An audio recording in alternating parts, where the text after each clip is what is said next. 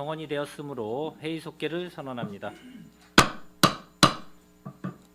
예, 의원님들 뭐 혹시 안전총괄과 건설도로과 도로관리과에 대해서 뭐 추가 질의하실 의원이 안 계시죠? 예. 더 이상 질의하실 의원님이 안 계시므로 안전총괄과 건설도로과 도로관리과 소관 상정 안건에 대하여 질의 종결을 선언합니다. 계속해서 교통행정과, 대중교통과, 차량등록사업소 소관 상정 안건에 대하여 일괄하여 질의답변을 실시하겠습니다. 질의하실 의원님이 계시면 거수로 신청하여 주시고 페이지를 말씀하여 주시기 바랍니다. 예, 질의하실 의원님 계십니까? 예, 손하명 의원님 질의하여 주시기 바랍니다. 네, 교통행정과하고 대중교통과, 차량공사업소 세 개 부서 질의를 좀 드리도록 하겠습니다.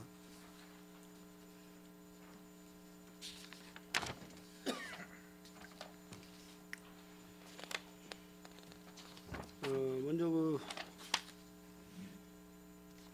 교통행정과 질의를 좀 드리도록 하겠습니다. 지금 공영주차장 관리는 잘 되고 있죠?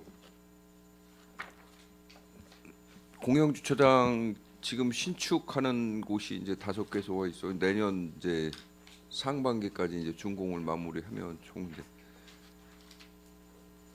주차장 관리는 현재 주차 타워 짓는 거는 다 마무리가 되고 있어요. 그 내년 예산을 보니까 그 교통행정과 예산 감액이 액수가 상당히 커요. 뭐 107억 정도가 107억 3,300 정도가 되는데 맞습니까? 일반 회계는 뭐 43억 정도 네. 줄고요. 합계해서 특별회계하고 이제 합해서 이제 그 정도인데 저희가 이제 일반 회계에서는 이제 뭐 주차장 신설이 없었고 그다음에 그 ITS 그 국비 보조 사업이 이제 올해 이제 국토부에서 예산 삭감되는 바람에 내시가 없어서 그거에 대한 차액분이 있습니다. 그래서 교통의 전체적인 유지 관리는 현 상태로 그냥 진행이 잘 되고 있습니다. 그 국비가 끊기게 되면 그 사업은 이제 못하는 사업인가요? 예, 예. 현재 그 ITS 사업은 지난해 이제 마무리 지난해 2월 돼서 올해 이제 상반기에 마무리되고 내년도 60억 사업 올해 30억 내년도 30억 해서 60억 사업을 지원할 사업인데 지금 이제 내년도 30억이 배정이 안 돼 가지고 표류 상태에서 현재 30억 갖고만 진행하려고 하고 있습니다. 지금 공영주차장 관리는 지금 평택도시공사에서 위탁 관리를 하고 있는 거죠? 위탁 관리? 예, 예. 위탁 관리하고 있습니다. 뭐 문제 없이 잘 그 관리들 하고 계십니까? 예, 예. 현재 뭐 요금 받는 곳은 한 50개 정도 있고요. 전통 시장이 이제 그 24개 절반 정도가 전통 시장 주변 이제 주차장으로 요금 관리를 대행하고 있습니다. 평택시 전반적으로 지금 뭐 이제 도심권, 시내권이라고 하면 될 것 같은데 시내권 쪽에 지금 도심 내에 공영주차장이 부족해가지고 굉장히 소상공인들께서도 어려움을 겪고 있고 또 업무차 이렇게 다니시는 시민들께서도 차댈 데가 마땅치 않아서 좀 많이 힘들어하고 계시는데 앞으로 평택시에서 그 공영주차장에 대한 부분을 어떤 식으로 지금 해결을 할 방안이 좀 있습니까?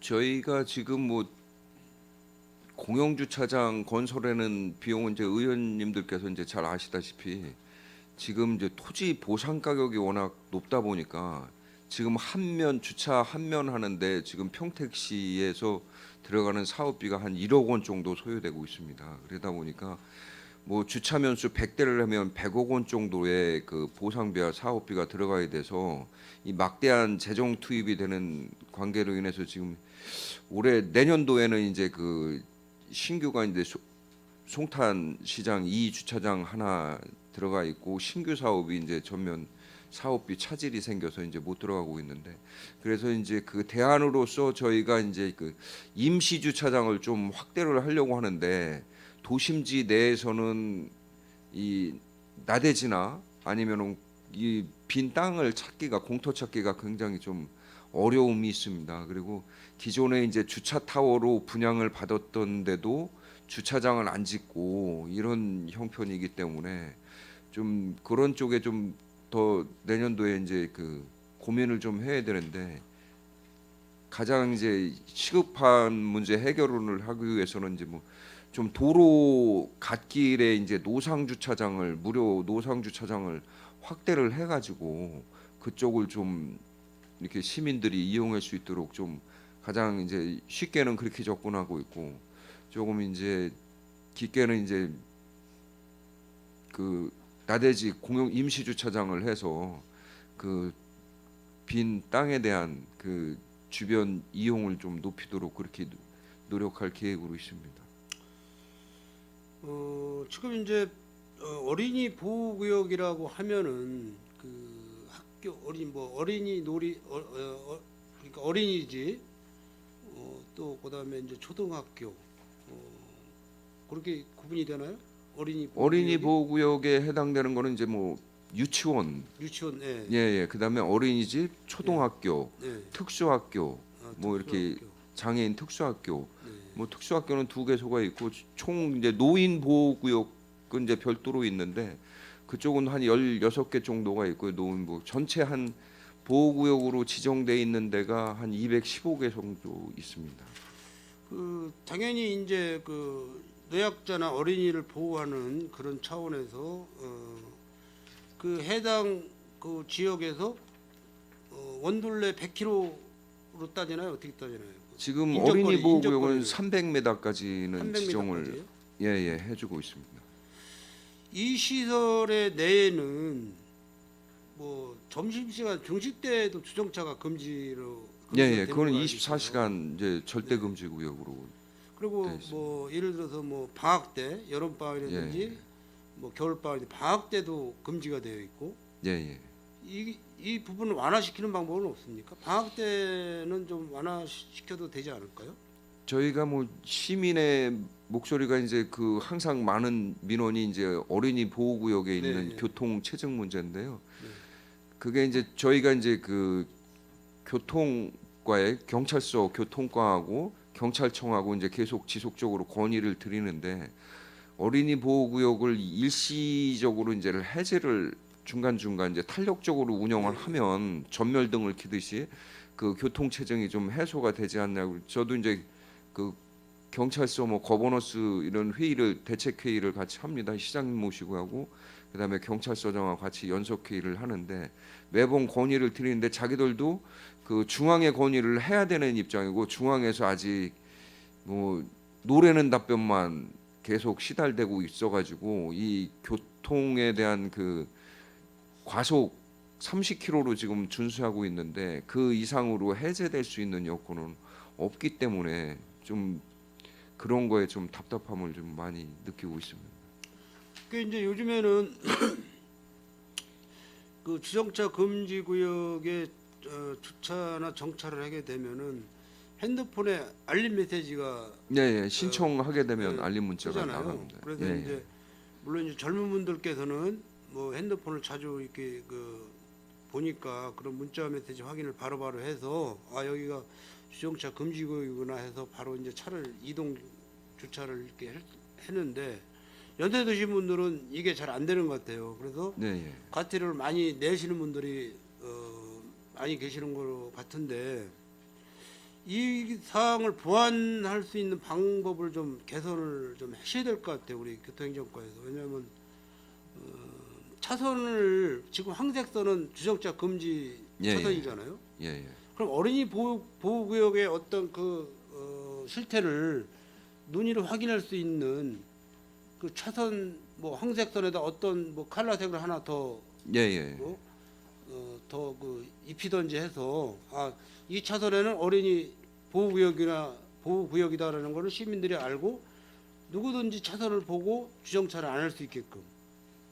그래서 저희가 이제 뭐 올해 23년 7월 4일자로 이제 그 도로교통법이 계속 이제 개정되면서 어린이 보호구역을 이제 눈에 잘 띄는 노란색으로 전면 표시를 하게 돼 있습니다. 그래서 신호등이라든지 바닥에 있는 뭐 30km 시작점, 끝점, 시점, 끝점도 표시를 하게끔 돼 있고 주변에 그 주변 시설 뭐 펜스라든지 이런 각종 횡단보도 전체 이제 노란색으로 표시를 하게끔 되어 있는데 이제 소요 예산액이 이제 그 저희가 어린이 그 초등학교가 한 69개교가 있습니다. 그 중에 이제 이 한 개소에 한 학교에 사거리 신호를 하나 하는데 한 4천만 원 정도, 4, 5천 정도가 이렇게 들어가고 시설물 신호등하고 그다음에 이제 그 지금 통상 한 사거리 하나만 가지고 따지면 한 2천만 원 정도 들어갑니다. 주변이 이제 여러 개가 있으면 더 들어가는데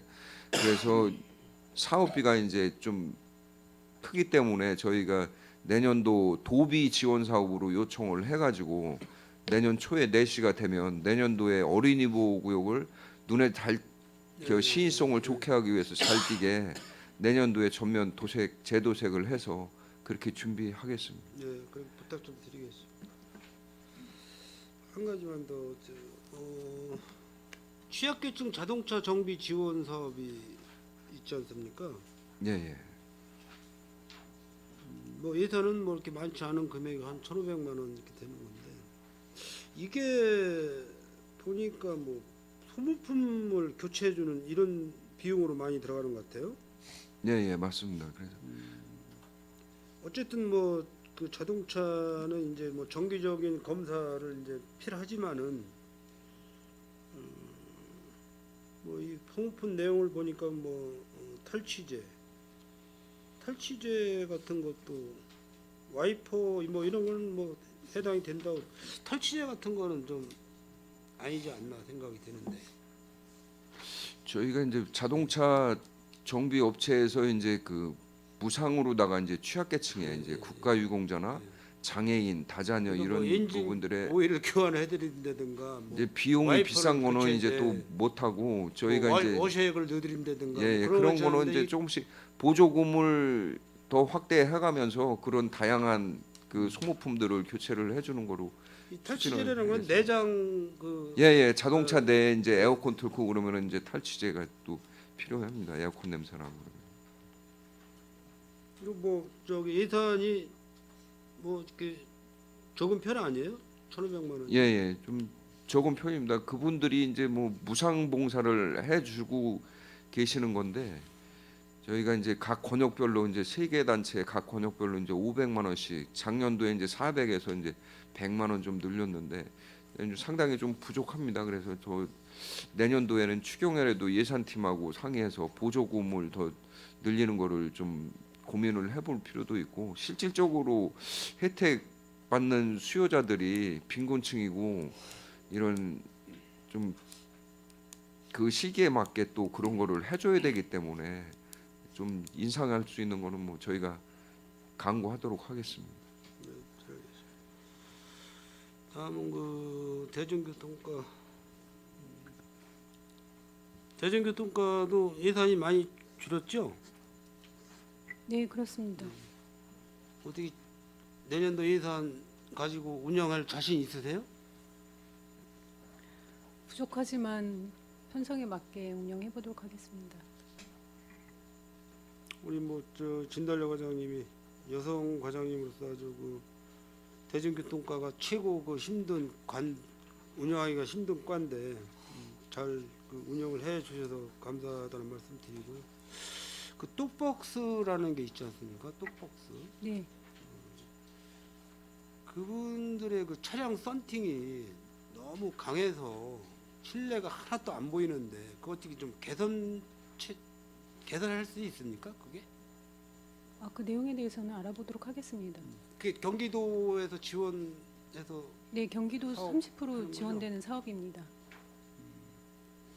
왜냐하면 이렇게 저 어디 정차해 있거나 이렇게 지나갈 때 이렇게 한번 사람이 몇 분이나 탔나 이렇게 보려면 내부 하나도 안 보여요.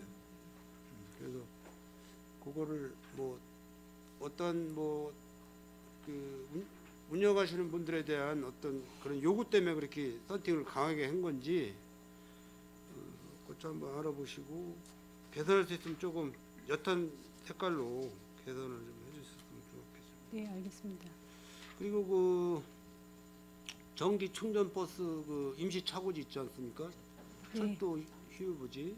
그거는 이제 제가 어저께 시장님하고도 그 말씀을 좀 별도로 드렸고 그래서 일단은 뭐 통북동이든 세교동이든 지금 뭐 화물차 뭐 일반 차량 주차장이 엄청 협소해서 그 부지를 빨리 그 활용할 수 있도록 지금 건설도로과장님이 전에 철도과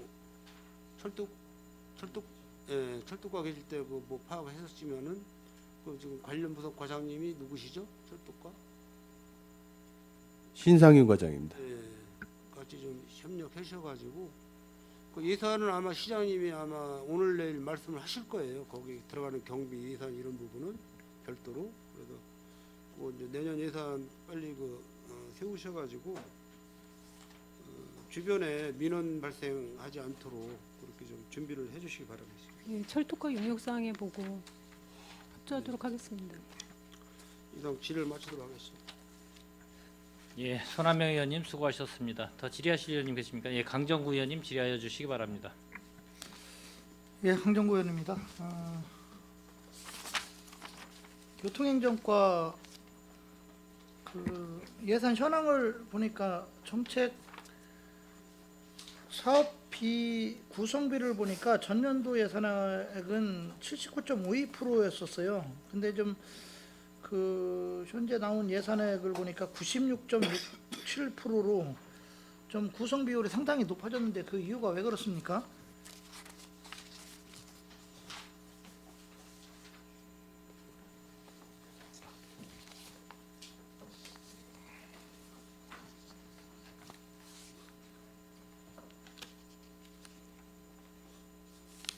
이게 혹시 사업은 그 전년도랑 거의 비슷하게 가고 예산이 줄어가지고 그런 현상이 나온 겁니까? 아니면 사업을 더 확대를 해서 그런 현상이 나온 겁니까 이게? 기존에 있는 사업들이 대부분 이제 그 정책 사업비가 주로 차지하는 비율만 내년도에 이제 예산에 편성돼 있고 나머지에 대한 그 사업비들이 이제 그 삭감되면서 정책 사업비 비중이 이제 높아졌다고 분석이 됩니다. 네, 그래서 상당히 많이 좀 올라간 것 같고요. 그다음에 대중교통과는 뭐 거의 비슷해요. 전년도 예산액 이게 구성 비율이 99.94%인데 뭐 현재 예산액도 99.95% 유사하게 갔는데 그 차량 등록 사업소도 보니까 전년도 예산액 구성 비율이 정책 사업이 86.01%였었는데 지금 이제 현재 예산액 구성 비율은 94.03%좀 올라간 그런 현상이 나오고 있습니다. 이게 왜 그렇습니까?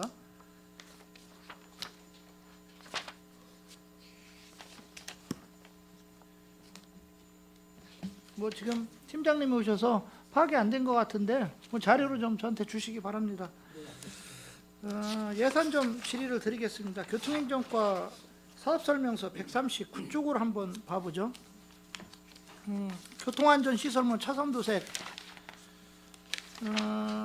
지금 그 산출내역을 보면 뭐 전년도랑 그 나머지는 같은데 그 차선 제도색 공사가 저희 지금 현재 200만 원 곱하기 275km로 해서 5억 5천 정도가 지금 올라왔습니다.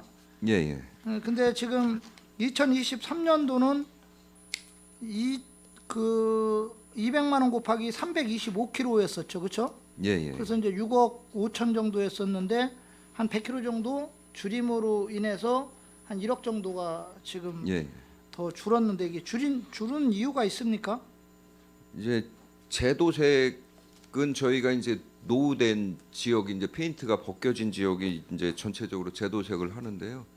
이게 이제 그 국도하고 지방도 부담 비율이 있습니다. 그래서 국도는 동지역은 이제 그 수원국도 유지관리사무소에 하고 그다음에 읍면은 저희 시에서 합니다. 그리고 지방도는 이제 전체 시에서 하다 보니까 이게 이제 동지역에 있는 거는 수원국도로 많이 이제 일정 부분이 떨어져 나가고 나머지 비율이 이제 우리가 이제 읍면동 이쪽에 읍면 지역에 있는 거를 재도색하려니까 양이 좀 줄었고 신도시가 개발되면서는 전체적으로 그쪽 사업비에서 도로 개설을 하면서 기존에 이제 새로 차선을 깔아주기 때문에 그 부분이 좀 감소했다고 봅니다. 이 키로수는 대략 어떻게 산정을 합니까? 예상을. 저희가 매년 그 수요 조사를 이제 읍면동을 통해서 이제 합니다. 그래가지고 그쪽에서 이제 빠진 부분하고 차로 채워질 부분 이런 거를 이제 조사를 하는데 민원이 생기는 거는 연간 단가로 차선 도색을 하고요.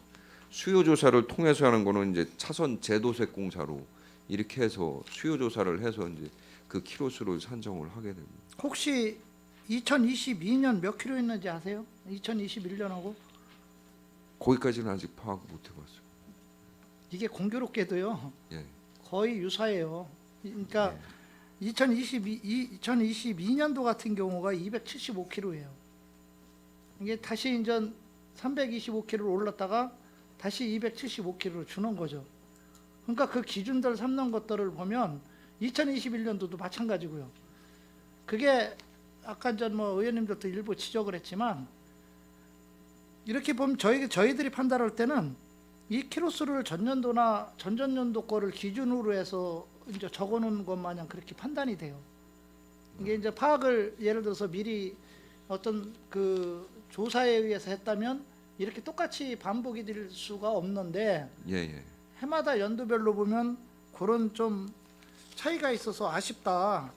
그래서 조금 지금 예산이 없어서 그런지 2022년도 수준으로 그대로 지금 키로수도 그렇고 액수도 그렇고 간 것 같습니다. 예, 지금 이 저- 차선 도색 할 때 이 차선 두께를 어느 정도로 합니까? 지금 전체적으로 규정상 2mm 정도 하고 있습니다. 이게 대부분 표준상은 보면 1.5에서 한 1.8mm 예, 그래서 2mm 미만 정도잖아요. 그쵸? 정도로 그 두께를 정도로 하고 주고 있죠. 예. 근데 그거 도색을 하고 나서 혹시 그 도색의 두께를 그 측정을 다시 나가서 조사를 합니까? 시험 성적하고 하는 경우는 있습니다. 그래서 시험 성적서를 제가 왜 붙이고 이런 질의를 하냐면 예. 뭐 인터넷상에 들어가 보시면 다 파악이 되겠지만 일부 지자체에서는 이 도색의 두께를 업체에서 이제 낮게 예. 낮게 하는 바람에 일부분의 수익을 엄청 높게 또 가져가서 문제가 되는 사례들이 좀 많이 나와요 보면. 예. 그러니까 뭐 예를 들면 1.5mm로 하기로 했었는데 실제가 재보면 1.3mm라든가 뭐 이런 형태겠죠. 좀 낮춰서. 그래서 그거에 대한 뭐 그 업체에 대한 그 조사 같은 경우는 뭐 제대로 하고 있다라는 거죠. 예. 랜덤으로 해서 시험 성적도 하고요. 음, 저희가 그거에 대한 거는 준공할 때 그런 거는 다 이제 관련 자료를 이제 받고 그렇게 합니다. 알겠습니다. 그 어린 페이지 143쪽을 한번 봐보죠. 어린이 그 보호구역 관리. 여기 지금 그 산출 내역들을 보면 보호구역 내 안전시설물 장비 등에서 이제 시설비로 해서 2023년 대비 2억 2,056만 원이 좀 증액이 됐어요. 그렇죠? 요게 보니까 그 보호구역 관리카드 작성 용역으로 해서 174만 원 곱하기 144개소로 해가지고 좀 증액이 된 것 같아요. 예. 요 2억 부분을 좀 5천만 원 잠깐만 좀 증액. 설명을 좀 한번 해주시죠. 이 그 어린이 보호구역 그 실태 조사를 매년 하게 돼 있습니다. 그래서 이 근거는 이제 그 도로교통법의 제 12조의 4의 그 보호구역에 대한 실태 조사 등 해가지고 연 1회 이상 그 어린이 보호구역이라든지 각종 보호구역 저희는 이제 215개소가 있는데 그 중에 이제 144개소가 이제 그 뭐 초교하고 유치원, 그다음에 노인보호구역, 어린이집, 특수학교 2개소 해가지고 144개 된 4개소에 대한 그 실태 조사를 해서 이 그 시설물 유지 관리라든지 이거를 매년 자체적으로 시스템 내에서 점검을 해가지고 그거를 이 어린이 안전 보호를 위해서 이제 그 사업비를 편성하게 되는 올해 이제 신규 사업이 되겠습니다. 그래서 이거는 이제 한국도로교통공단에서 이제 그 위탁을 대부분 지자체에서 하고 저희는 이제 교통정보센터가 이제 그 이 평택 도시공사에서 위탁을 했기 때문에 그쪽에다 위탁을 해서 향후에라든지 이쪽에 모니터링을 늘 할 수 있도록 그쪽에다가 주는 걸로 그렇게 방안을 세우고 있습니다. 이게 이제 해마다 보면 똑같아요. 144개소가 그렇죠? 예예. 예. 그럼 144개소보다 아까 이윤아 의원님도 말씀드렸지만 이게 더 전 해마다 늘어날 소지도 있는데 예, 있습니다. 그 144개소로 잡은 거는 전체를 맡겨서 그런 현상이 나온 겁니까? 예예. 그러면 한 개소당 단가가 대략 한 34만 7천 원 정도 되는 것 같아요. 이게 관리- 만약에 예. 144개소 중에서 지금 안전시설물을 그 예를 들어서 뭐 공사를 안 넣는다든가 그런 지역도 분명히 나올 거 아니에요. 예예. 다는 완벽하게 아닐 거 돼 아니에요. 있는 그죠? 예예. 돼 있으면 이제 그래도 5천만 원을 다 주는 겁니까? 그 시설에 대한 거는 지금 이제 144개소 한 개소당에 이제 174만 원을 가지고 이제 실태 조사를 하는 건데요. 여기에 이제 어린이 보호구역 어린이를 떠나서 노인 보호구역 체계가 완전히 돼 있다 그러면 뭐 그 수치는 이제 빼질 수는 있는데 대부분 이제 뭐 도색이 실질적으로 1년 정도밖에 못 갑니다. 이게 차선 도색이 그러다 보면 다시 재도색할 수 있는 그 요건이 되기 때문에 거의 뭐 이 수치보다는 줄지는 않는다고 봅니다. 거기 단가를 보면 보호구역 안전물 시설물 연간 단가 공사가 5천만 원으로 잡혀 있잖아요. 그렇죠? 예예. 네, 그 144개소 예, 나눠 예. 보면 대략 한 개소당 34만 7천 원 정도가 나와요. 예예. 그러니까 이거는 그 한 개소 당 34만 7천 원꼴 나오는데 이게 몇 개소가 되든 아니면 전체를 다 하든 제가 말하는 거는 그 업체한테 5천만 원을 다 주냐는 거죠. 그걸 말씀드리는 거예요. 아 그거는 아니고요. 그 남는 금액이 있습니까? 이거는 이제 정산을 통해서 이제 연간 단가로 하면 이제 입찰을 관내 업체를 입찰을 봅니다. 그래서 이제 이 표지판이라든지 그 보호 시설물에 대한 안전 표지판인 그다음에 뭐 이 시인성을 좋게 하는 장치들을 설치를 하면서 이제 저희한테 분기별로 정산을 합니다. 그러면은 5천만 원 입찰자가 연말 되면 이 5천만 원이 어느 정도 남을 수도 있고 부족하진 않은 이 금액 내에서 소진을 하는 겁니다. 그래서 그러니까 제가 말씀드리는 게 그냥 일반 상식선에서 보면 좀 남는 금액이 나올 수도 있다라는 거를 좀 가정해서 제가 말씀을 드리는 거고 그런데 이제 대부분 이런 식으로 하다 보면 그 실제로 안 해야 될 부분들도 해서 맞추는 경우가 나올 수 있지 않을까라는 부분이 있어서 그런 게 없습니까? 그런 경우는 없습니다. 새로 해달라는데 돈이 부족해서 못 해주는 거지. 뭐 이 그런 식으로 남을 경우는 거의 없습니다. 거의 이 금액 내에서 다 그냥 정산을 알겠습니다. 합니다. 그 147쪽 한번 보죠. 평택시 교통정보센터 운영 쪽을 좀 보면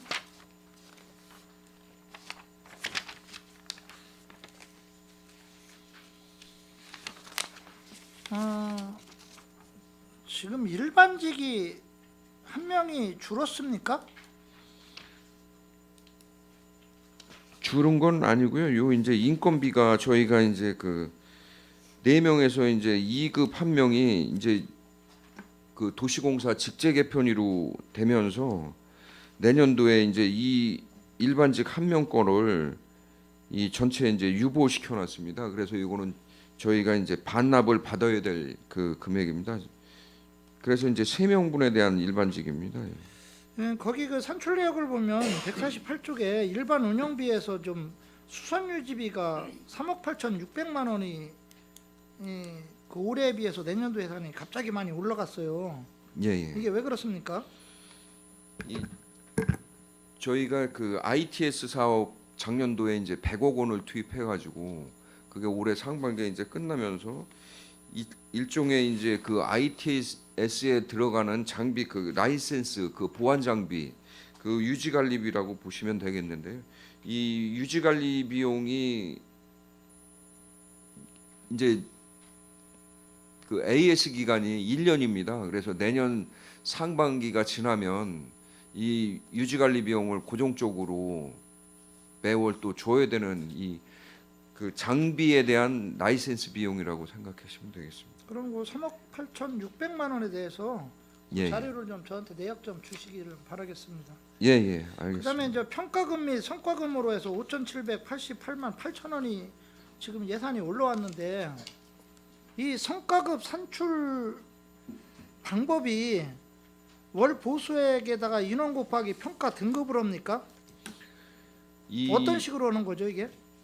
도시공사 이 성과 평가는 250%를 기준으로 하고 있는데요. 250%요? 예, 예. 평가 그러면 등급 평가 등 250%라는 게 경영 평가부를 말하는 겁니까?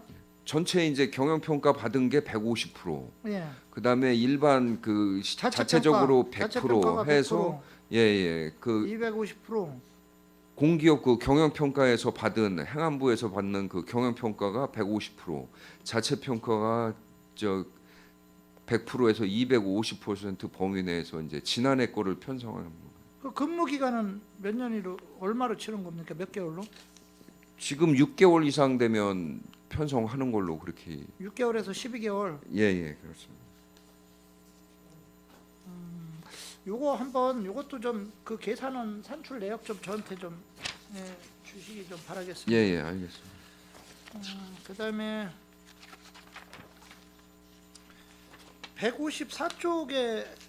154쪽에 보면 이 수익 노선 재정 지원이 있어요. 네. 그 비수익 노선 그 재정 지원을 보면 지금 이제 여기서 시공형이라는 게 뭘 말하는 겁니까 이게? 그 사업 대상에서 시공형이라는 거는 이제 그 저기 시하고 도하고에서 그 차량을 지원해 같이 주고 네. 지원해주는 네. 금액을 말하는 거죠. 네. 지금 그 예를 들어서 거기 보면 서울고속이 지금 시공형이 그 두 군데고요. 저기 두 번이죠. 두 대. 2구 그렇죠? 네. 개선 명령이 69예요. 네.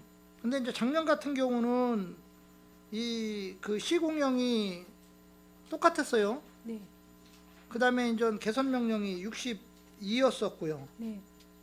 협진 여객이 시공형이 지금 작년 같은 경우는 5였었는데 지금 3이에요. 3. 개선 명령은 지금 상당히 협진 여객이 65로 올라갔어요. 작년에 얼마인지 혹시 아세요? 36건. 예, 그렇죠. 상당히 많이 올라갔었는데 이게 전반적으로 보면 요거에 대한 실태 파악을 해서 지금 그 비수익 노선 재정 지원도를 잡아주는 건가요? 네, 이게 좀 건수가 차이가 있는 게 이번 올해 7월에 노선 개편되면서 그 개선 명령이라는 것은 이제 기존 노선 다니던 거에 대해서 변경되는 사항들에 대해서 들어가는 건수기 때문에요. 조금 작년하고 차이가 있습니다. 그런 내용들에 대해서 지원되는 사항들입니다. 그 산출 내역에 보면은 비수익 노선 재정 지원이 작년도에는 300억이었었죠. 본 예산은 네, 본 300억입니다. 예산에. 네. 근데 본 예산에 처음에 올라왔던 게 얼마였었습니까? 그때 그 당시에도 350억 올렸습니다. 340억이었었죠. 40억이었나? 340억이었었는데 이게 하마다 보니까 이게 비수익 노선에서 삭감이 돼서 그 통과가 되더라고요. 그 이유가 왜 그렇다고 생각하십니까? 그래도 그러니까 삭감이 돼도 이게 지금 그대로 그 예산 삭감된 예산을 가지고 또 이 자본이 유지가 되는 이유가 또 뭡니까? 그 이유가 네. 의원님 보셨다시피 340억 올려서 300억으로 조정이 됐었던 사항입니다. 네. 그러니까 저희가 이제 비수익 노선 재정 지원은 사실 이거 1년에 대한 사업비로서 편성을 해 놓는 예정인데 본 예산에서 조금 조정이 됐던 사항을 추경해서 부족분에 대해서 추경으로 좀 세워서 편성해서 좀 집행을 했던 사항이 있습니다.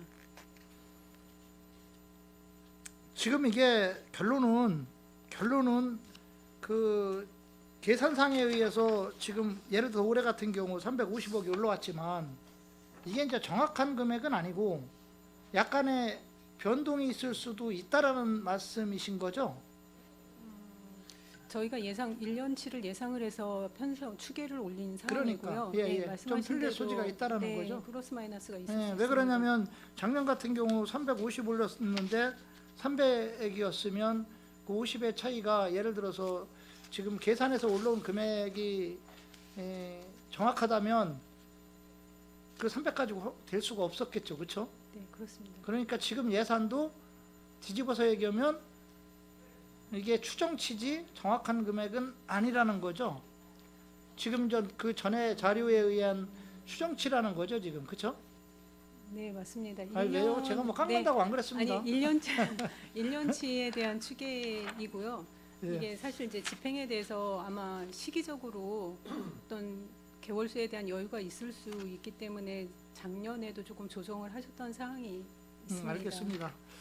그다음에 그 다음 페이지 156쪽에 보면 도 공영버스 운행 결손금 도비 지원한 게 있어요, 그렇죠? 네, 여기 보면 그 산출 내역에 보면 대당 예상 지원금이 7,750만 원 곱하기 4대예요, 그렇죠? 네. 이게 지금 경기도 내시에 의한 배정이라고 그러는데 이게 가내십니까? 확정내십니까? 확정내십니다. 확정내시 확실합니까? 네, 그렇게 알고 있습니다. 그렇게 알고 있습니다. 그러면 안 되고요. 확실하면 그게 맞겠죠, 그렇죠?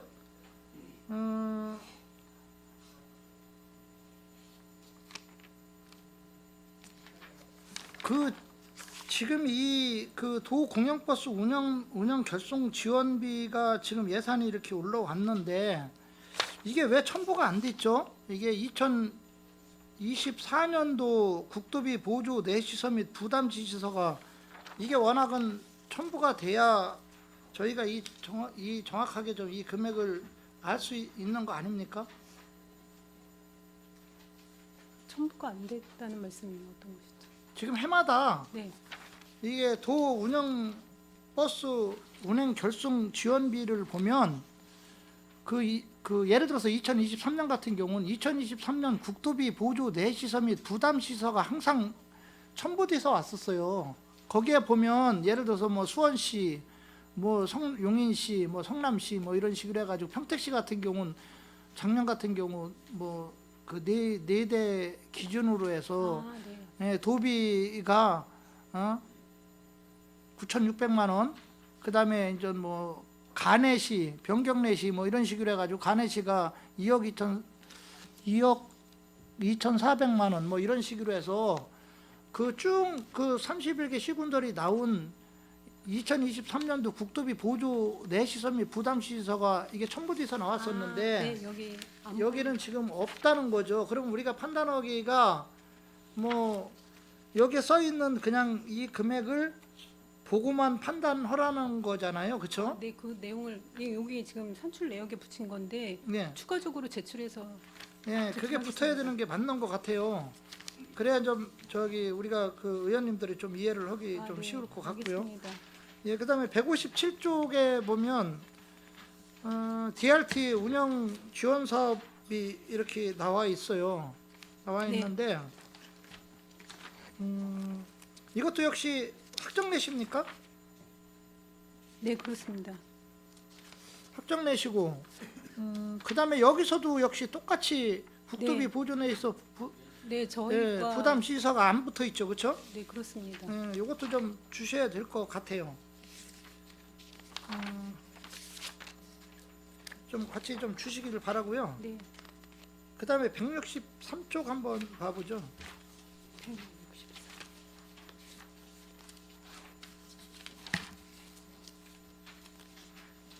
수도권 통합요금 환승 할인 손실금 지원 이것도 보면 거의 해마다 일정 부분 금액들이 네, 삭감이 돼서 통과가 된 사례들이 많아요. 그렇죠? 알고 계시죠? 아니 지금이 아니라는 전에 보면 삭감이 좀 되더라고요. 큰 액수는 아니지만 뭐 예를 들어 2022년 같은 경우는 뭐 10억 정도 삭감 된 게 의원님 있는 이 것 같고. 사항은 저희가 이제 도에서 내시돼서 그래서 제가 궁금해서 지금 질의를 드리는 거예요. 왜냐하면 도에서 내시가 돼서 나온 금액인데 네. 이게 어떻게 전에 삭감이 됐는지 이게 만약에 변동이 안 된다면 결국은 추경에 확보했다는 말밖에는 안 되는 말이잖아요. 그렇죠? 제가 그래서 그게 궁금해서 좀 질의를 드린 겁니다. 이게 맞나요? 글쎄 관연도의 삭감 여부는 제가 좀 확인을 해봐야 되겠습니다, 의원님. 확인을 하고 말씀드리겠습니다. 22년도에 확감이 됐던 것 22년도요? 같아요. 예. 그러니까 이거는 뭐 확정내시 이게 확정내시라 이 금액은 그대로 가야 된다라는 네, 거죠. 그렇습니다. 예, 예. 몇 개만 더 질의를 하고 마치겠습니다. 그 183쪽에 한번 봐보죠. 운수업체 유가보조금 지급 네, 이 금액을 지금 금액이 좀 상당히 많아요. 네, 그렇습니다. 200억 정도 지금 올라왔는데 이제 저희들이 고민이 그거죠. 예산을 한 번에 다 확보를 하고 가면 뭐 최상인데 사실은 200억을 뭐 확보를 저희가 시켜준다고 해서 1월 달에 그 운수업체한테 이 유가보조금을 다 지급하는 건 아니잖아요. 그렇죠? 네, 그렇습니다. 그러면 일정 금액이 쌓여 이제 있게 되는 거고요. 그러다 보면 예를 들어서 불가피하면 또 다른 사업들을 못 하는 경우가 나올 수가 있고요. 그러니까 이 금액은 1년 안에만 확보만 하면 되는 부분이기 때문에 추경에서 일정 부분 확보해서 가도 뭐 사실은 확보가 된다는 가정하에서 놓고 보면 큰 문제는 없겠죠. 그렇죠? 예, 그런데 이런 큰 금액들이 이제 한 번에 올라오다 보니까 다른 데서 사업이 진행되기가 어려운 부분도 분명히 있다. 그래서 한번 좀 말씀을 드리는 거고요. 이게 지금 노선버스가 미터 제곱당 세제곱입니까? 제곱입니까? 리터당입니다. 예? 그러니까 리터당 미터당이죠? 네, 그 65.301. 네. 평방 그렇죠? 세제곱 세제곱이죠. 아, 네. 평방미터당. 그렇죠? CNG 버스 말씀하시는 예, 거죠? 예. 네, 네. 2023년도도 똑같죠. 전세버스도 똑같고. 근데 2022년도는 2022년도 다 똑같네요. 똑같이 일률적으로 오는데 이거는 어떻게 산정을 하는 겁니까? 그러니까 국가에서 유류세 인하 조치를 지금 올해 10월 31일까지 있었고요. 그 31일로 종료됨으로써 이제 기존에 지원되던 금액으로 다시 상향을 시켰습니다. 그러니까 지금 저희가 사회 추경 자료에도 보시면은 그 똑같이 운수업과 유가보조금에 대한 사항이 있는데 좀 삭감되는 그러니까 좀 감액시킨 부분이 있습니다. 이 당시에는 10월 31일까지는 이제 지원되는 금액이 적었기 때문에 기존 편성됐던 금액보다는 조금 조정이 됐고요. 근데 10월 31일로 인해서 이제 그 인하 조치가 끝나다 보니 저희가 지원되는 금액이 늘어나서 지금은 다시 이제 그 22년도 그러니까 그 지금 그 오른 금액으로 해서 편성을 한 상황입니다. 아마 보시면 작년도하고 좀 차이가 있으셨을 겁니다. 예, 알겠습니다.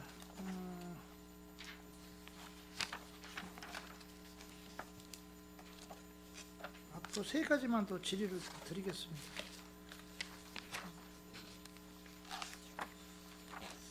그 페이지 194쪽을 좀 보시면 특별교통수단 운영지원비가 나왔는데 네, 그 지금 이 재원 말고 제가 시스템 때문에 좀 궁금한 게 하나 있는데 지금 이제 그 우리 그 교통약자들이 사용하는 뭐 즉시콜이든지 네, 이게 지금 통합센터가 시에서 하지 않고 경기도 전체에서 하는 겁니까? 예, 광역에 대해서 이제 경기도 콜센터로 이제 넘어가는 상황이고요. 지금 말씀하시는 거는 이제 그 병원을 갈게요. 광역, 그러니까 평택 시내에 있는 병원이 아니고 그 저희 관 외 지역으로 갈 경우에는 지금 즉시콜로 해서 그 불러서 가고요. 그다음에 이제 그 말씀하시는 게 뭐 2시간 대기에 대한 사항도 염려를 하시는데 사실 한번 불러서 가면 그 진료가 끝날 때까지는 아마 기다렸다가 다시 왕복으로 지금 진행을 하고 있는 거로. 그 2시간 내잖아요, 그렇죠? 근데 이제 2시간이 넘더라도 사실 그냥 내려오시지 않고 아마 그 환자분을 그대로 모시고 내려오는 거로 좀 파악을 하고 있습니다. 네. 그렇게 해야 될 것 같고요. 왜냐하면 이게 종합병원이나 이런 데들은 사실 뭐 내가 예약을 뭐 10시에 딱 해서 10시에 네. 딱 시작되는 게 아니고 이러다 보면 이분들이 되게 그 시간에 쫓겨서 초조해하고 막 네. 그런 경우가 있어요. 왜냐하면 2시간 기다리다가 실제상으로 이제 2시간인데 그냥 뭐 콜택시가 가버리면 올 수 있는 방안들이 없잖아요. 그래서 아마 네. 지금 경기도에서 전체 통합 콜을 하려고 이제 주변에 있는 네. 그 시도에 있는 아마 그 택시들을 부르라고 아마 교통수단을 부르라고 그러는 것 같은데 그게 또 사실은 원활하지 않아서 더 불편하다라고 말씀드리겠습니다. 하더라고요, 과도기인 상황이라서 즉시콜로 해서 하다 보니까 전에는 이제 예약제였는데 즉시콜로 하다 보니 이게 좀 불편해서 사실 경기도에서 서울하고 인천 지역하고 지금 협의를 하고 있는데 아직까지는 진행 중인 상황입니다. 차후에는 이제 이 사항들이 좀 개선이 돼서 저희도 시군에서 계속 건의를 드리고 있는 상황이기 때문에 좀 개선되는 상황을 좀 지켜봐야 될 것 같습니다. 예, 그렇게 좀 해주시길 바라고요. 하나만 더 질의하고 마치겠습니다. 그 205쪽에 보면 자동차 등록대행 효율적 운영에 대해서 제가 좀 질의를 좀 드리겠습니다. 제가 그때 간담회 때 개인 사정으로 인해서 오지는 못해서 제 의견을 뭐 제시를 또 그때 못한 부분도 있고 그래서 좀 질의를 좀 드리겠습니다. 지금 그 자동차 등록 번호판 발급 대행하는 게 현재는 민간에다가 위탁을 주고 있습니까? 네, 그렇습니다. 몇 군데에다가 주고 있죠? 2개소입니다. 그런데 지금 이 용역을 줘서 평택도시공사로 주려고 하는 그 이유가 뭡니까? 이제 가장 큰 이유는요. 이번에 그 경기도 조례가 개정이 되면서 약간 변동이 있었습니다. 그 이제 조례 개정 취지가 이제 장기간 이렇게 독점적으로 운영이 되고 있는 그런 부분들을 개선을 하고자 조례가 좀 바뀐 사항이 있어가지고요. 그 바뀐 2000 추진 사항이 어떤 내용입니까? 전에는 그냥 재지정을 특별한 뭐 사유가 없으면 재지정을 해서 그냥 자동으로 연장이 되게끔 이렇게 됐었는데 그거를 5년간 공개 모집하는 걸로 이렇게 개정이 됐습니다. 예. 공개 그래서- 모집을 하는 거로 돼 있는데 네. 왜 도시공사로 가야 되는 거죠? 조례상에 이제 그 도시공사에서 시에서 직영 출연 출자 기간 포함해서 직영할 수 있는 방안도 조례상에 있어가지고 이제 시민의 그 이제 편의 증진하고 그 다음에 이제 뭐 세액 수입이라든가 그 다음에 그런 걸 위해서 검토를 하게 됐습니다.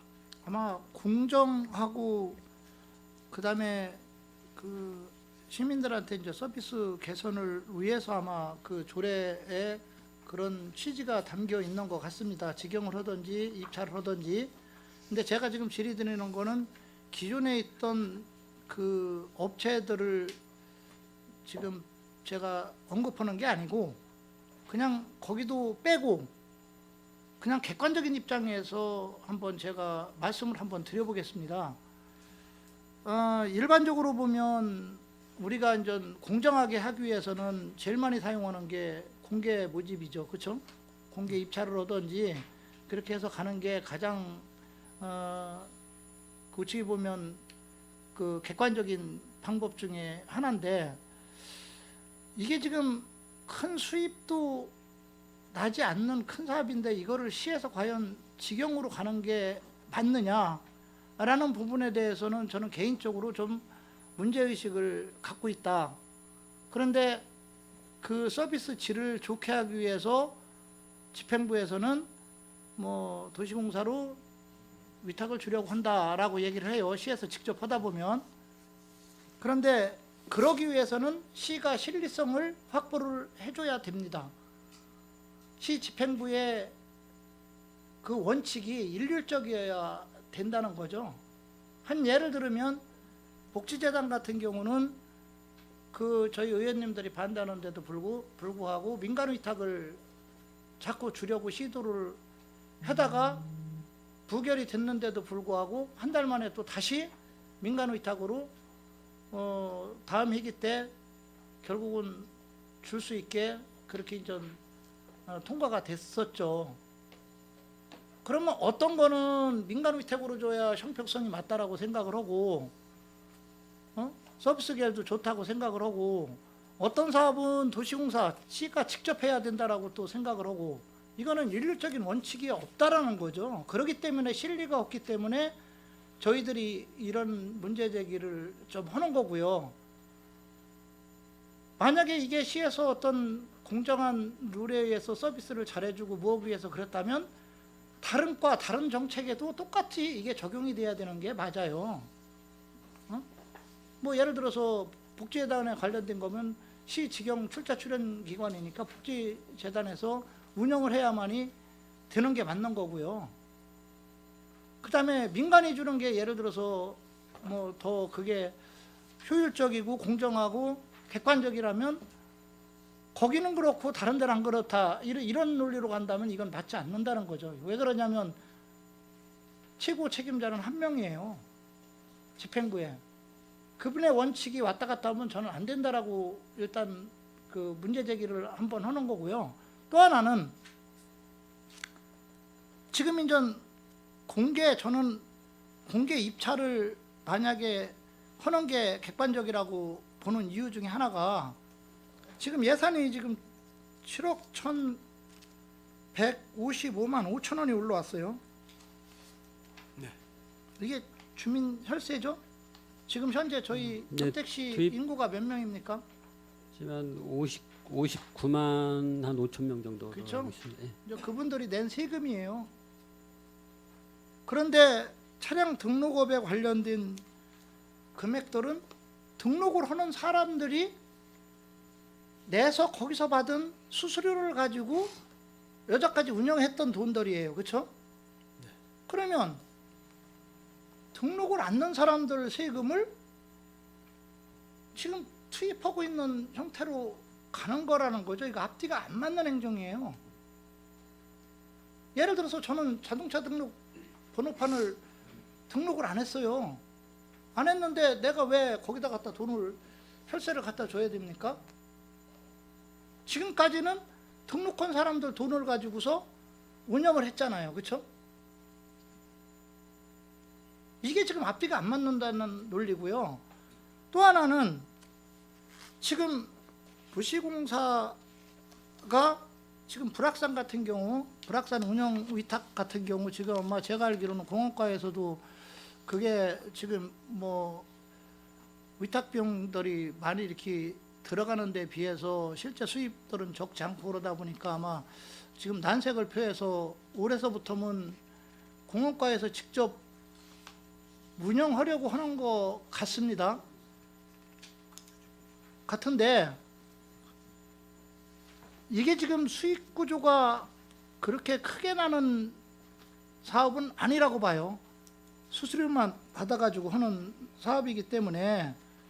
그렇다면 지금 아까 얘기한 것 마냥 지금 초기 자금들은 거의 철새가 낭비될 소지가 지금 많고요. 이렇게 가다가 예를 들어서 도시공사에서 아우 나 못하겠다 라고 하면 이건 또 나중에 큰 문제가 된다라는 거죠. 그러니까 이거는 기존에 있던 업체들 생각하지 마시고요. 도시공사 생각하지 마시고요. 그냥 공개 입찰해서 객관적으로 해서 어느 업체가 될지 모르잖아요. 도시공사도 참여해서 도시공사가 되면 되는 거고요. 지금 기존에 있던 업체들이 아니고 다른 데서 다른 지역에서 와서 예를 들어서 그 사람들이 되면 그 사람들이 하면 되는 거고요. 근데 왜 공개 입찰을 안 하려고 하는지 그 이유를 좀 말씀해 주시기 바라겠습니다. 네, 말씀 좀 드리겠습니다. 우리 팀장이 설명을 드렸다시피 이제 경기도 조례는 이제 자동차 관리법에 따라서 경기도에서 자동차 등록 번호판 발급 대행 관리에 관한 조례를 만들어서 운영을 하고 있습니다. 그래서 좀 전에 말씀드린 바와 같이 그 이제 6조의 대행 기간에 대한 이제 조항이 있습니다. 그래서 이제 24년 3월 6일자로 개정이 됐고요. 23년 그 종전에는 대행 기간은 이제 위탁 기간은 3년으로 한다. 그리고 다만 3년으로 하면 등록 번호판 발급 대행자의 대행 기간 연장 요청이 있으면 특별한 사유가 없으면 계속 연장을 해주도록 이렇게 조항이 돼 있었습니다. 그래서 그랬던 건지 이제 A 업체는 뭐 92년도부터 계속 해오고 있고요. B 업체는 이제 2011년도부터 계속해서 대행 업무를 좀 하고 있습니다. 그래서 이 조항이 아까 이제 팀장이 말씀드린 바와 같이 그런 여러 가지 이제 개정 취지를 반영을 해서 경기도에서 이제 대행 기간은 이제 5년으로 하고 공개 모집을 하도록 이렇게 조항을 좀 바꿨습니다. 그래서 이제 한 업체가 독점적으로 이제 이렇게 오랜 기간 동안 하지 못하도록 이제 그런 조항이 있었고요. 그리고 이제 4조에 보면 이제 지정 방법에 있어서 이제 여러 가지가 있는데 그 중에 이제 시군 이제 지정을 할 수 있도록 또 돼 있습니다. 출자 출연 기간 포함해서 또 공개 모집도 하나의 방법이고. 그래서 이제 저희는 이제 방침을 해서 일단은 지경 이제 출자 출연 기간을 포함한 위탁 운영 쪽으로 이제 방침을 결정을 했습니다. 그래서 이 업체들에게 저희가 사전에 이제 8월경에 저희가 시에서 이런 방침을 갖고 있으니 대행 기간이 24년 3월 5일 끝납니다. 그러니까 저희도 여러 가지 검토를 하고 준비해야 될 사항 어떤 방안이 좋은지 이제 검토를 하는데 이제 기간이 필요하니 1년 동안만 더 좀 연장을 해서 운영을 해 주시고 그 후에 이런저런 결정을 해서 저희가 위탁이든 공개 모집이든 이제 하겠습니다. 그랬더니 이제 그런 이제 제안을 해서 공문으로 발송을 했습니다. 그랬더니 이제 그분들은 이제 1년 연장에 대해서는 이제 거부 의사를 밝혔고요. 그래서 부득이하게 2024년 3월 5일 위탁 기간이 종료가 되기 때문에 그 기간에 맞춰서 예산을 올리고 위탁 운영을 하기 위해 이제 준비를 이렇게 하고 있다는 말씀을 드리고요. 그다음에 이제 지금 예산 올린 7억 1천만 원은 이제 초기 설비 투자비가 한 1억 5천 되고 운영비가 한 5억 6천 됩니다. 그래서 이 예산은 수입은 되지만 이제 세액 수입으로 해서 수수료를 다 시루다가 이제 납부가 될 겁니다.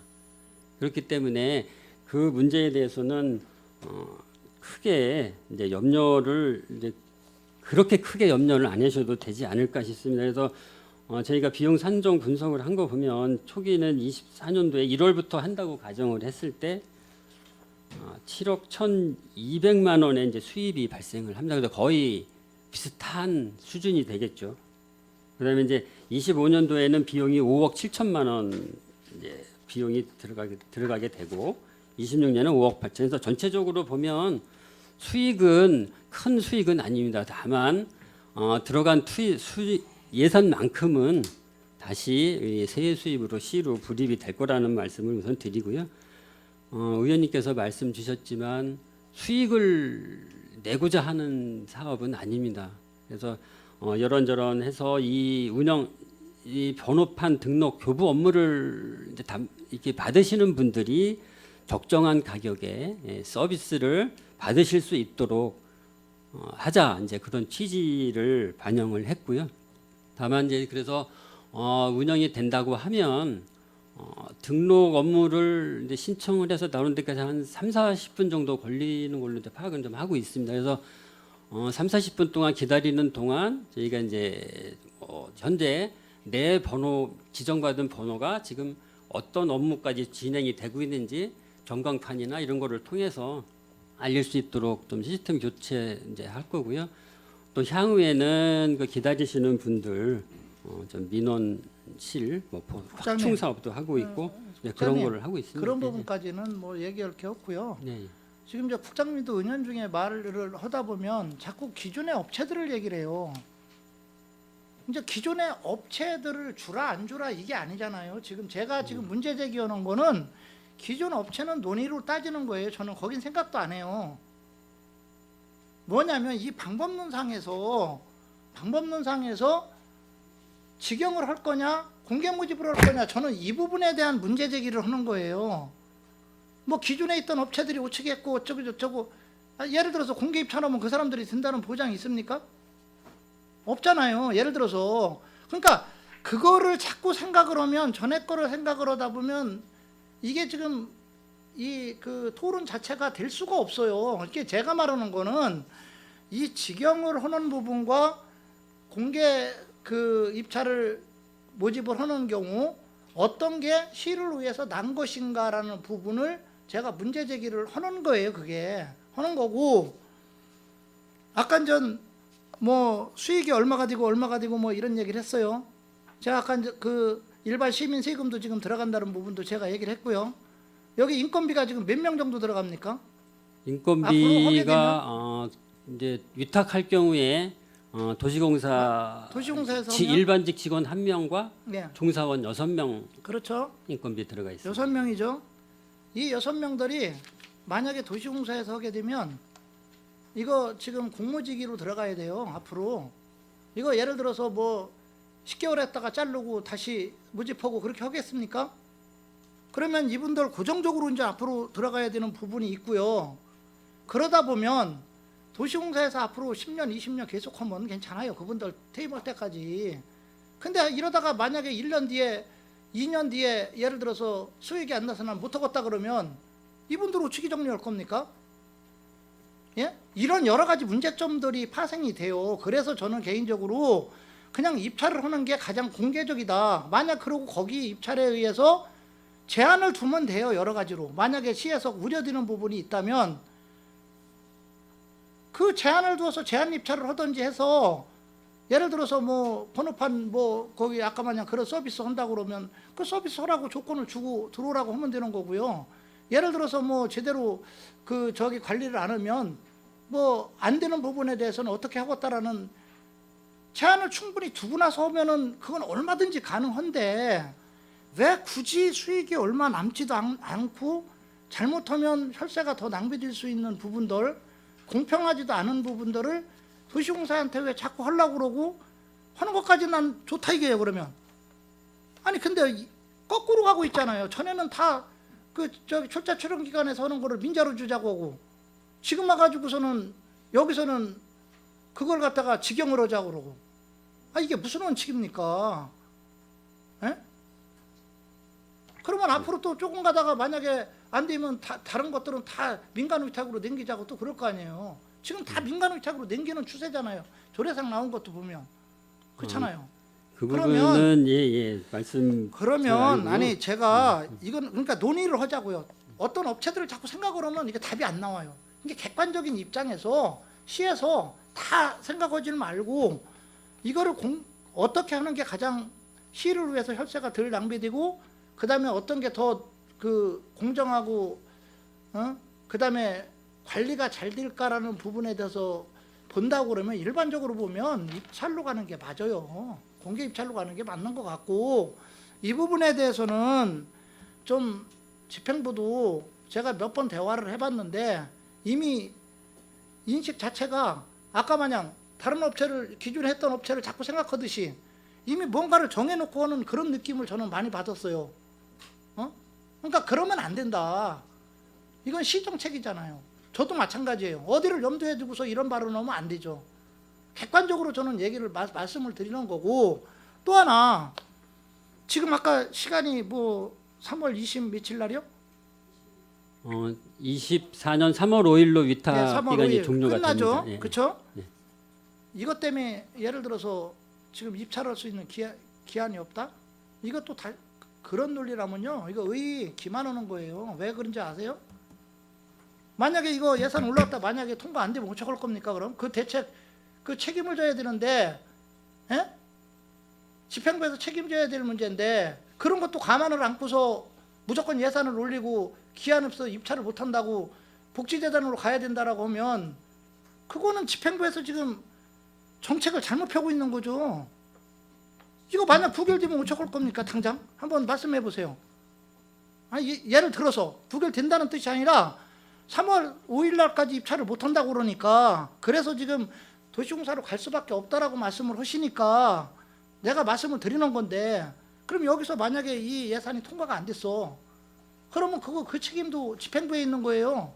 그거 어떻게 하실 겁니까? 그러면 한번 대답 좀 해주시죠. 예, 그 말 예, 주신 말씀 맞고요.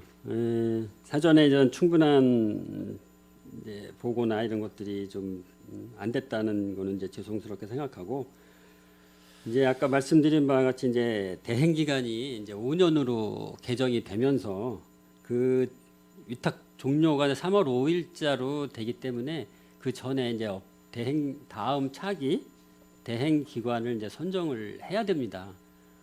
선정을 이제 안 됐을 시는 좀 이제 종전 업체에게 이제 그 기준 연장을 해줘야 되는 이제 그런 상황이 올 수 있고요.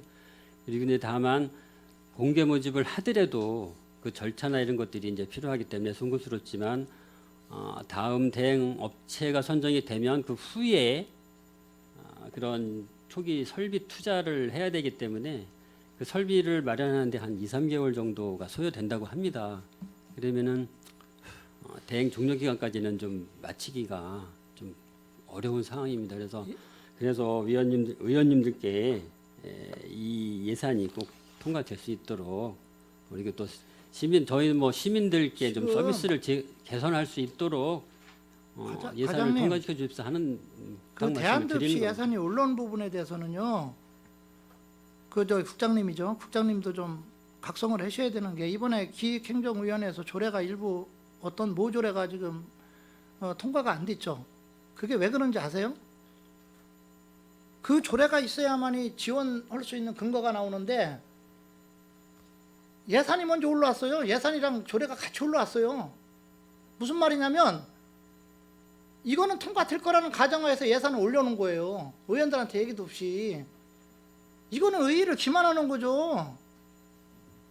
예? 그렇잖아요. 우측이 조례가 통과되고 나서 예산이 올라와야 되는 게 맞는 건데 그 근거에서 예산이 확보되는 건데 어떻게 같이 올라옵니까? 그럼 이게 통과가 안 되니까 당연히 이거는 지급이 되겠어요. 예산이 통과가 되겠어요? 지금도 이것도 유사한 사례예요. 지금 대안도 안 찾고 무조건 이게 통과될 거라고 감안해서 이 예산이 지금 올라와 버리면 만약에 이게 부결되면 어떻게 할 거냐는 거죠. 그러니까 이런 부분들은 어떻게 보면 저희 의원들을요, 의원들 입장에서 보면 상당히 기분이 안 좋아요.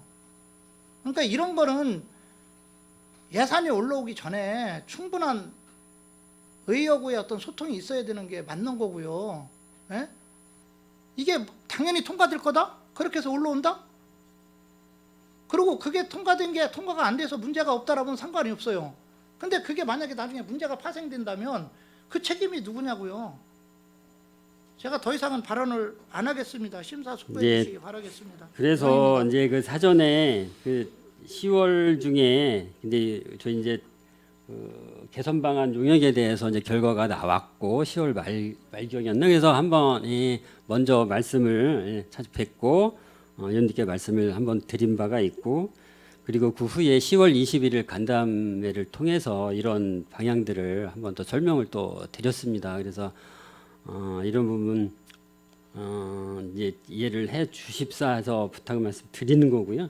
여러 가지 사항들 염려되시는 사항들 말씀을 많이 해주셨는데 뭐 도시공사가 꼭 이거 1년 하다가 그렇게 뭐 안 된다는 보장은 없지만 뭐 포기하는 일이 100% 제가 뭐 보장할 수는 없지만 이건 그럴 일은 없을 거라고 보고요. 이건 이제 국가 사무를 경기도 광역에서 받아가지고 위임받아서 하는 업무이기 때문에 공공성을 좀 더 부각을 시켜서 시민들께 공적 업무를 공공기관에서 위탁받아서 이렇게 하는 게 더 안정적으로 시민들께 서비스를 제공할 수 있지 않나, 그렇게 이제 생각을 하고 있습니다. 그래서 위원님들께 이렇게 설명을 드립니다.